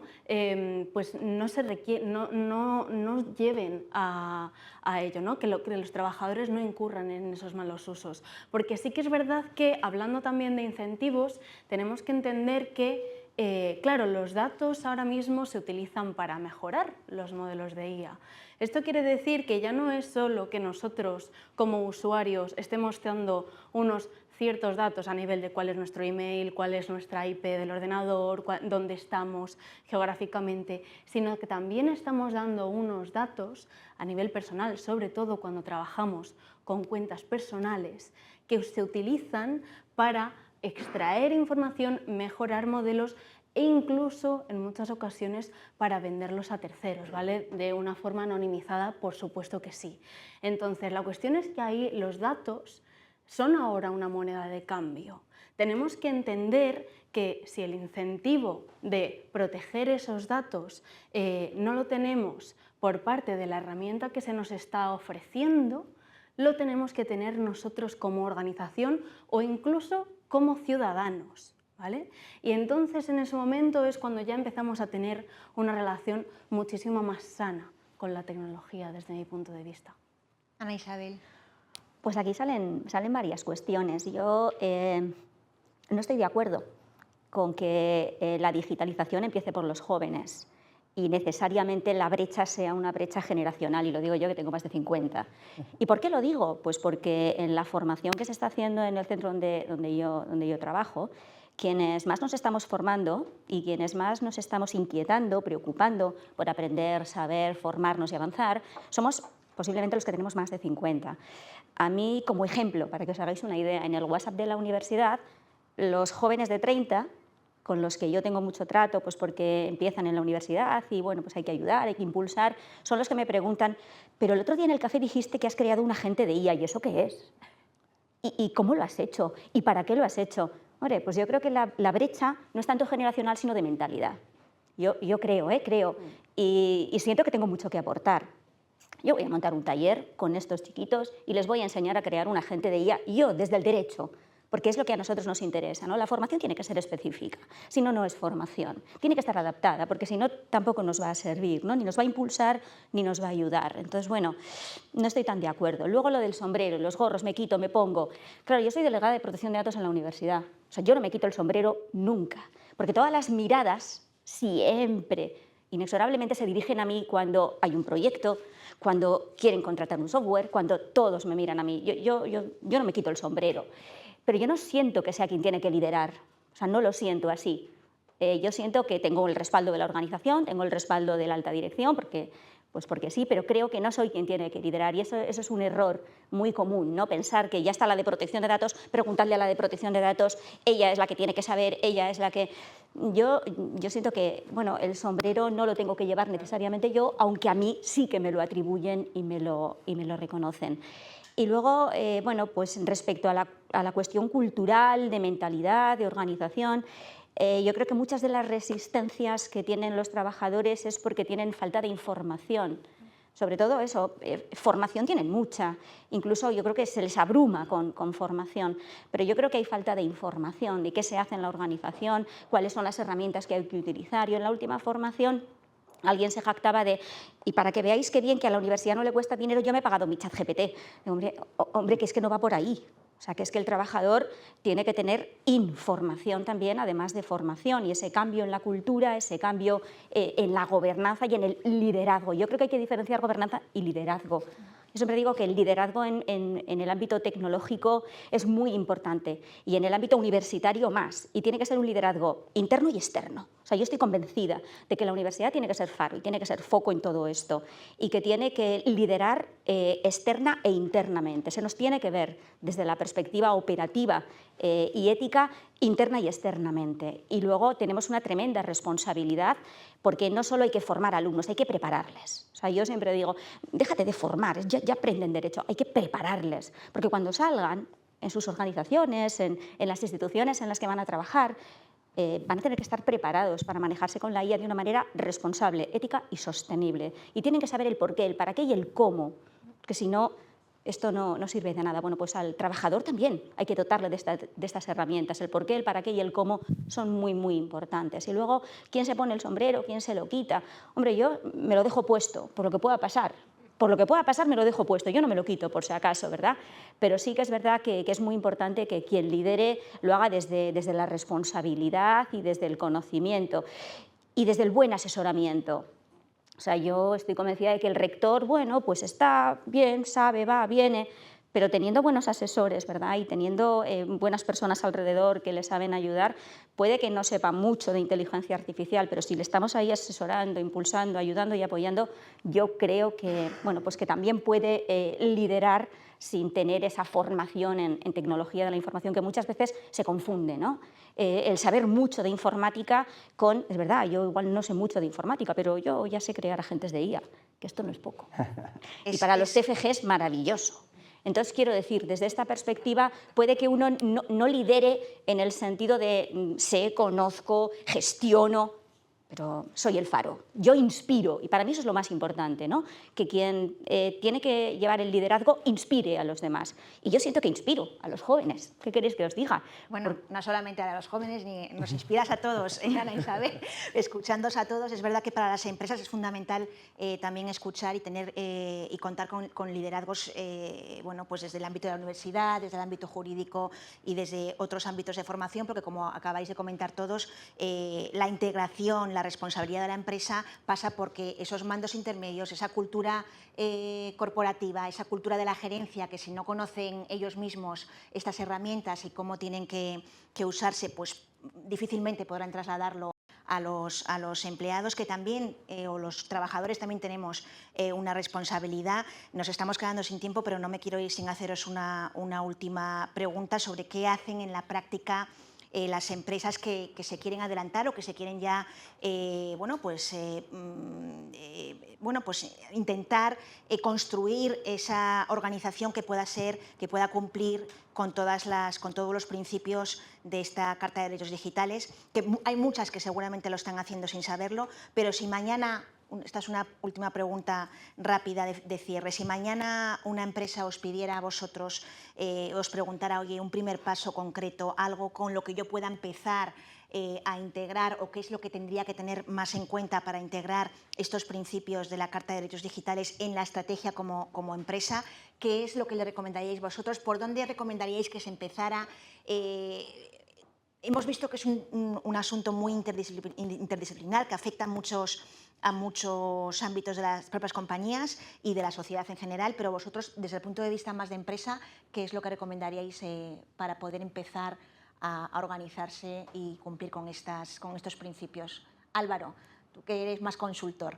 Pues mira, si me pregunta alguien de gerencia, digamos, liderazgo, pregunta. Es decir, pregunta en tu organización, pregunta cómo lo están haciendo, pregunta si se usa tecnología, si se usa inteligencia artificial, cómo la están usando, y a partir de ahí empieza a construir casos de uso, ver cada cual cómo lo está haciendo, vamos a montar un entorno controlado, vamos a ver qué casos de uso ocupan la mayor parte del tiempo dentro de la organización, y a partir de ahí, oye, pues vamos a ver cómo lo podemos desarrollar dentro de un entorno controlado. Si me pregunta una persona, oye, ¿yo cómo puedo implementar esto? Revísate todo tu historial de tus tecnologías, tu IAS, tu ChatGPT, todo lo que quieras, y a partir de ahí empieza a revisar el historial, empieza a puntear casos de uso, para qué lo usas, y te digo yo que al final todos tenemos ahí como un agente en potencia en todo nuestro histórico.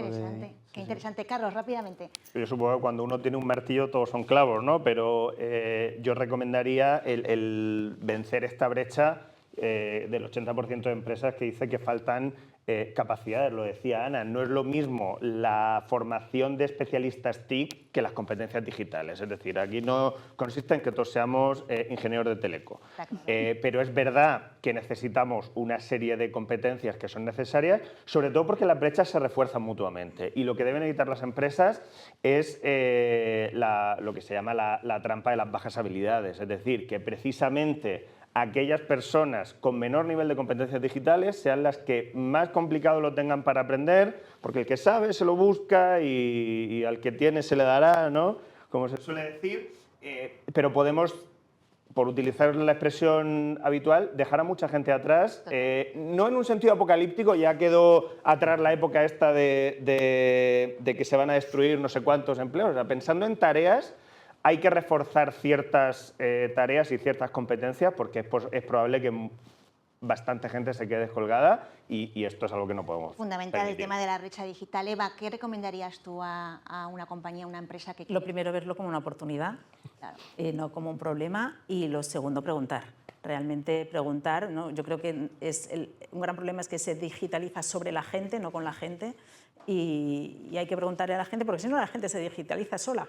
O se queda fuera y pasa totalmente el tema digital. Entonces, tú pregunta y a partir de ahí, pues sigamos un proceso de análisis y ya detectemos los problemas, ¿no? Clara, ¿qué aconsejarías? Yo creo que siempre ¿Te hay has que apuntado buscar... alguna cosa antes, no? Sí, yo creo que un poco como decía Ana, hay que apuntar siempre también hacia esos perfiles que cogen estas oportunidades con ilusión, que los cogen con liderazgo. Siempre va a haber un early adopter, siempre va a haber alguien que maneje la tecnología, probablemente por cuestiones personales que haya tenido que resolver en sus tareas, como por ejemplo organizar un viaje o sacar recetas, ¿vale? Eso nos puede servir para ir muchísimo más allá. Y luego, a partir de ahí, se puede ir trabajando equipo por equipo, viendo cuáles son esos casos de uso para hacer que esa adopción de la tecnología sea, por supuesto, segura, pero también que sea útil. Y responsable, ¿no, Ana Isabel? ¿Qué aconsejarías tú desde la universidad? Dos ideas. Yo creo fundamentalmente que hay que diseñar, gestionar, liderar desde la confianza, ¿no? Y hay que generar confianza. Entonces, generando confianza y entornos confiables en el uso de la IA, yo creo que la organización, bueno, pues se va a impregnar, ¿no?, de todo lo que tiene que ver con esas competencias digitales. Y esa confianza nace por establecer, ¿no?, pautas, criterios, principios, políticas, guías que orienten, ¿no?, en la protección de los derechos. Es decir, yo creo que es muy importante que vayan de la mano innovación y esa cultura o mentalidad y organización empresarial que protege los derechos, porque así, bueno, pues la organización, ¿no?, siente que no hay un desequilibrio o una descompensación. Y yo les diría, conócete bien, conoce muy bien a tus trabajadores, conoce muy bien sus tareas, conoce muy bien sus habilidades, sus competencias, y diseña formación adaptada a cada uno de ellos, a su entorno, a sus departamentos. Lo que no puede ser es lo que yo llamo un desequilibrio o una incoherencia institucional, ¿no? Profesores Yo voy a mi caso, a lo que conozco. Profesores que impulsamos la IA, que llevamos la IA al aula, que les dejamos que utilicen la IA y no solo eso, les animamos a que la utilicen, pero con sentido crítico, y otros que en sus guías de aprendizaje tienen en rojo fosforito y bien marcado prohibición de usar la IA. Claro, esto genera una incoherencia institucional absoluta que descoloca al estudiante, a las familias, a los departamentos. Entonces yo sí que creo que en toda organización tiene que haber una coherencia en el uso de la digitalización, de los derechos, en el impulso también desde una operativa ética, y esa coherencia es la que va a dar que realmente, bueno, pues la IA y cualquier otra herramienta tenga un propósito en esa organización, la atraviese y sea de utilidad, porque yo siempre le digo al estudiante, esto tiene que ser una ayuda, esto tiene que ser un apoyo, no te puede dirigir a ti, la tienes que dirigir tú. Y tú tienes que tener un pensamiento crítico para saber hasta qué punto esto que te está diciendo la IA te vale, no te vale, te sirve, no te sirve. Tienes que seguir indagando, como, bueno, pues desde una perspectiva más crítica. Pues al trabajador exactamente igual y en las organizaciones exactamente igual. Yo creo que es una herramienta fundamental, es una herramienta que nos ayuda mucho. A mí hasta ahora no me ha dado más que quebraderos de cabeza y me ha quitado mucho tiempo. Yo lo tengo que confesar. O sea, me ha quitado mucho tiempo crear agentes de IA, todo esto y cuestionarla, me está quitando tiempo, me está dando la vida, o sea, a mí me está dando una vidilla en la universidad increíble, me imagino que en las organizaciones, en todas, será exactamente igual, ¿no? Entonces yo creo, conócete a ti mismo, conoce la organización, escucha y sobre todo eso, que la IA y toda tenga un propósito, un porqué y un para qué, ¿no? Pues muchísimas gracias, nos ayudáis muchísimo desde el mundo de la empresa a, bueno, pues asomarnos a aterrizar estas responsabilidades que tenemos de aplicación de Carta de Derechos Digitales desde perspectivas además y disciplinas tan complementarias. Hemos escuchado responsabilidad, organización, liderazgo, por supuesto confianza. No hemos hablado tanto de riesgos, pero habría mucho que hablar de riesgos para la empresa, que ya no solamente son riesgos de incumplimiento, sino riesgos reputacionales. El tema de la confianza es fundamental. No tenemos tiempo para más, nos hubiésemos quedado aquí otra merienda más, ¿no?, para hablar con todos vosotros, pero os agradecemos muchísimo vuestra ayuda, vuestras reflexiones, y seguramente nos seguiremos viendo en el camino para ayudarnos a construir empresas más éticas en un mundo cada vez más digital. Muchas gracias. Gracias.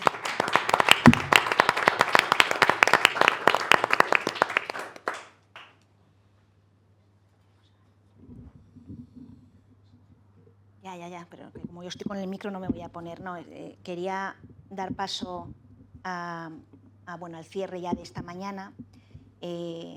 Terminamos este día y esta jornada pues, con la clausura que se merece este encuentro. Nos acompaña para cerrar este evento Francisco Pérez Bés. Es adjunto a la presidencia de la Agencia Española de Protección de Datos. Anteriormente le conocimos como secretario general del INCIBE también, abogado especializado en Derecho Digital, Protección de Datos y Ciberseguridad, y con una amplia trayectoria en el impulso de marcos de confianza digital, tanto para las empresas como para el sector público. Así que, Francisco, cuando quieras, muchas gracias.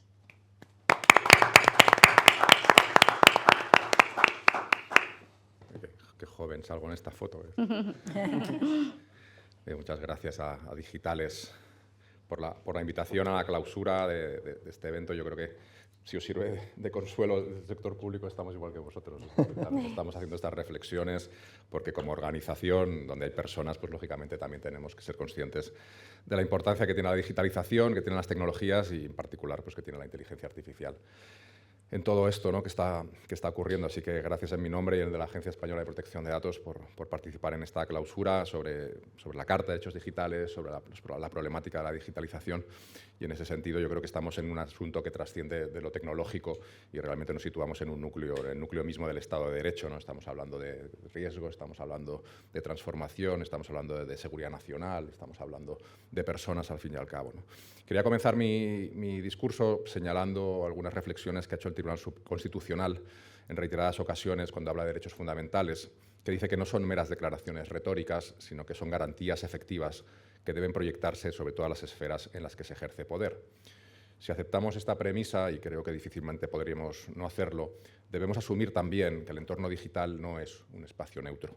Es un espacio en el que se toman decisiones que afectan a la dignidad, a la igualdad, a la intimidad, a la autonomía de las personas, pero también a la libertad de empresa, a la responsabilidad, a la innovación, a la competitividad o a la seguridad nacional, por citar solo algunas. Por ello, cuando hablamos de entorno digital responsable en general y de la aplicación de la Carta de Derechos Digitales en particular, no estamos ante una cuestión exclusivamente regulatoria o de cumplimiento formal. Estamos ante una exigencia estructural de coherencia entre el poder tecnológico y la garantía de los derechos. Y esa coherencia es, en última instancia, una cuestión de legitimidad. Permítame comenzar con una afirmación que hace apenas unos años habría parecido quizá excesiva. En el entorno digital actual, la empresa ha dejado de ser un mero sujeto regulado para convertirse en infraestructura de la garantía efectiva de los derechos fundamentales. Y creo que el evento de hoy es buena muestra de ello.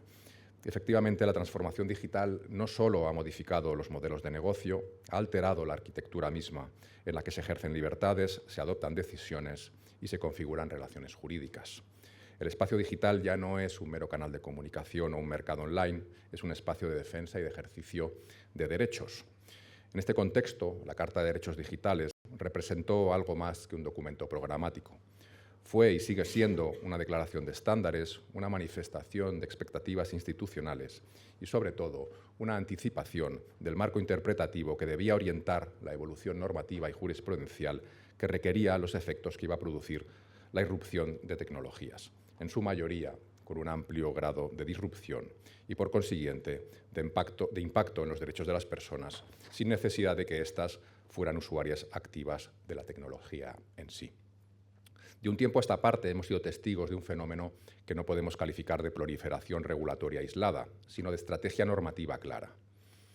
Todo esto ha llevado, a mi entender, a la consolidación de un nuevo paradigma de responsabilidad, un proceso que comenzó en 2016 con el Reglamento General de Protección de Datos, al introducir la responsabilidad proactiva como principio estructural y que se proyecta ahora en ámbitos más complejos, como demuestra la normativa de ciberseguridad o el Reglamento de Inteligencia Artificial que tan profundamente habéis estado tratando en la mesa anterior.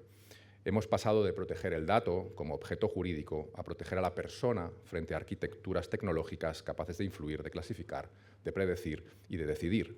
Y en ese tránsito la empresa asume un papel esencial.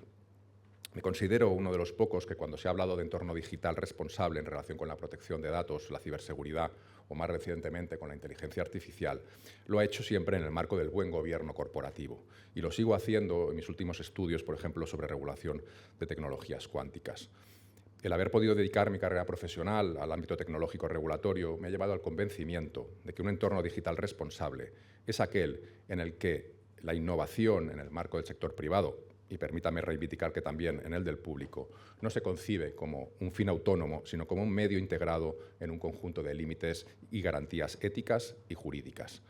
Por tratar de ilustrarlo con ejemplos, la utilización de sistemas automatizados en procesos de selección, en la evaluación del desempeño, en los procesos de contratación, en la segmentación de clientes o en la propia toma de decisiones estratégicas, exige identificar riesgos, implementar procesos, documentar criterios, auditar procedimientos, garantizar supervisión humana significativa y asegurar trazabilidad. Creo que todas estas conclusiones las hemos compartido. Y en este entorno, el rápido desarrollo de la inteligencia artificial y su, en tantas ocasiones, opacidad algorítmica ha dejado de ser un problema técnico y se ha convertido en un problema de legitimidad empresarial. Allí donde no hay explicabilidad suficiente, se debilita la posición jurídica de la organización como consecuencia de la erosión de la confianza en aquella, otro concepto que también ha aparecido en la mesa. Confianza de los empleados, confianza de los clientes, confianza de los accionistas, confianza de los inversores, confianza del mercado en general y de la sociedad en particular. En segundo lugar, sabemos que el entorno digital responsable exige gestionar riesgos. Y en este escenario debemos incorporar la proporcionalidad tecnológica como criterio de diseño corporativo. El uso de la inteligencia artificial, especialmente en el entorno laboral, la biometría, la analítica predictiva, las herramientas de productividad avanzada, pueden ser técnicamente eficaces. Pero la cuestión decisiva excede de este ámbito para centrarse en su compatibilidad con los derechos a la intimidad, a la dignidad y a la autonomía personal. La proporcionalidad, tradicionalmente aplicada por los tribunales en el control de normas y decisiones públicas, se traslada ahora al interior de la empresa como parámetro de diseño y de decisión estratégica. La pregunta ya no es ¿podemos implantar esta tecnología?, sino ¿debemos hacerlo en estos términos? Y en ningún caso si merece la pena actuar de manera ilícita, valorando asumir la sanción que el regulador nos pueda, en su caso, imponer. Sabéis que esto no ocurre nunca. En tercer lugar, la responsabilidad proactiva se expande por el entorno digital actual y el que está en construcción ahora mismo. El principio de accountability introducido por el Reglamento General de Protección de Datos no se agota en la protección de datos, se proyecta sobre la evolución de impactos en derechos digitales, la auditoría de sistemas de inteligencia artificial y de neurotecnologías, la detección y mitigación de sesgos discriminatorios y, entre otros, la documentación acreditativa de decisiones automatizadas. Esto ya no va de un ejercicio formal de cumplimiento, es una exigencia estructural vinculada al deber de diligencia de administradores y de órganos de dirección. En un entorno donde el riesgo tecnológico puede transformarse en daño jurídico, reputacional y financiero de forma inmediata, la inacción supone la asunción de responsabilidad. Y así comienza a reflejarse en la jurisprudencia de nuestros tribunales y en los de nuestro entorno, que ya han declarado que la responsabilidad legal digital en el seno de la empresa implica que el Consejo de Administración no puede desconocer la arquitectura tecnológica que sostiene el modelo de negocio. A nivel corporativo, aplicar la Carta de Derechos Digitales en la empresa privada significa traducir sus principios en mecanismos operativos con, en ocasiones, visos de prospectiva. A nivel estratégico, ya sabemos que el riesgo digital debe integrarse en el mapa global de riesgos corporativos y uno de los objetivos de la Carta es el de que la supervisión en el uso de la tecnología, la política de explotación de datos personales o no personales, la gestión de proveedores tecnológicos y la alineación con criterios de sostenibilidad no pueden abordarse de manera fragmentada.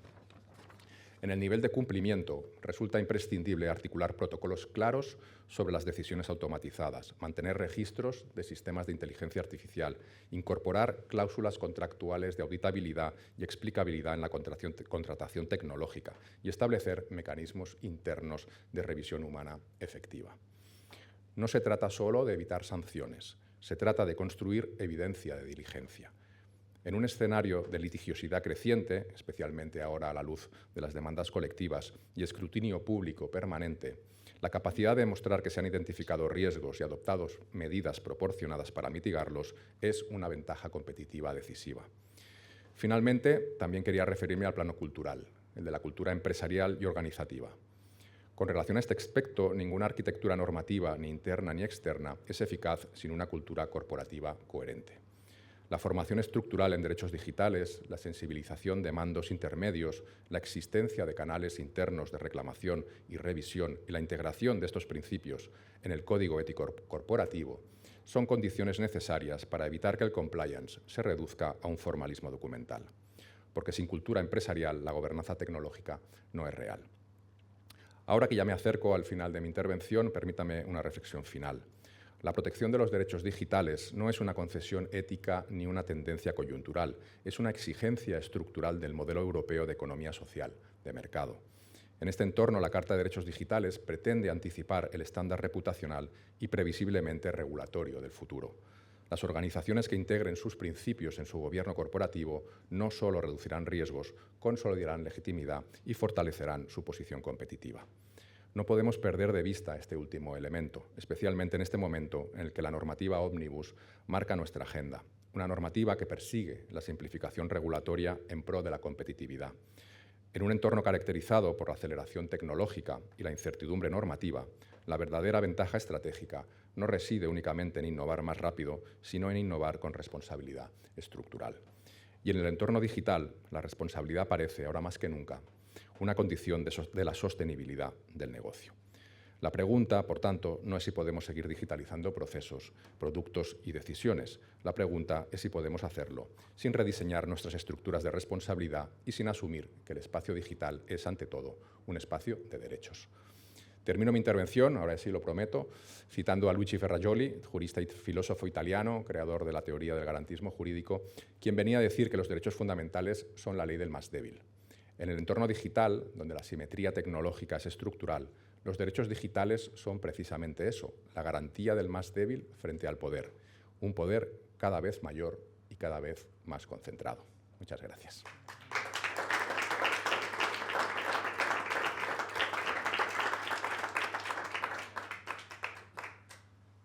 Bueno, me toca despedir. Muchas gracias a todos. Hoy hemos aprendido muchas cosas, como cada vez que venimos a un acto de estos. Ahora nuestro papel es ser transmisores. O sea, es muy importante uno que no se comprenda, que no se constituya solo en que el conocimiento es suyo para él y a ver qué hago con él, sino que se convierta en un gran transmisor de todo lo aprendido hoy, que ha sido mucho. Muchísimas gracias a todos. La Carta de Derechos Digitales sigue ahí, sigue vigente y es, bueno, obligación, digo obligación de todos los que estamos aquí, seguir impulsándola. Muchas gracias.